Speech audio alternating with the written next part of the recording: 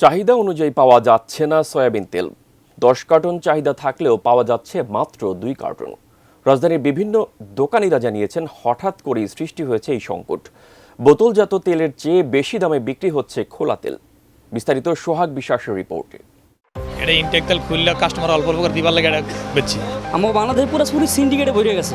এই সকালবেলা নিছি 65 টাকা, এই কিছুক্ষণ ব্যবধানের মধ্যেই 2 টাকা বেড়ে গেছে। রমজান আসতে বাকি আরও 3 মাস, কিন্তু ভোজ্য তেলের বাজারে অসাধু চক্রের নানা কারসাজি শুরু হয়েছে এখনই। আলোচনায় আবারও পুরনো সেই সিন্ডিকেট।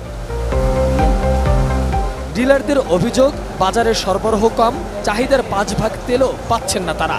এর প্রভাব পড়ছে খুচরা বাজারে। এখন আপাতত বন্ধ, 1 সপ্তাহ ধরে ডিউ নেয় না। কারণ কিছুদিন আগে আমরা টাকা দিছি, টাকা মাল কিনতে চাইছি, যে ডিউ তেল নাই তাদের কাছে। আন্তর্জাতিক বাজার এবং দেশীয় বাজারে ডেলি 20 টাকা, 50 টাকা, 100 টাকা মনে বাড়তেছে। বাড়তে এমন পর্যায়ে পড়ছে, এখন খোলা তেলটা বোতল তেলের থেকে 6 টাকা কেজিতে আর লিটারে 60 টাকা বেশি।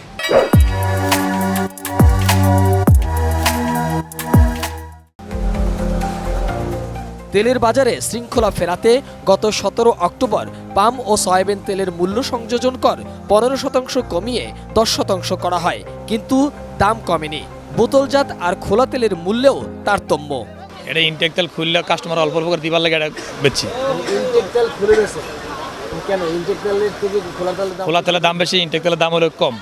এখন কাস্টমারে খোলা নেবে, কাস্টমার বুঝাতে পারি না, হ্যাঁ খোলাই লাগবে, এই জন্য খুললা ডাইলে অর্ডার দিছি দাম কমাইয়া। বোতলের দামও বাড়বে, কিন্তু বোতল নতুন মাল এখনো মার্কেটে আসে নাই, আসলে হয়তো দাম বেড়ে আসবে।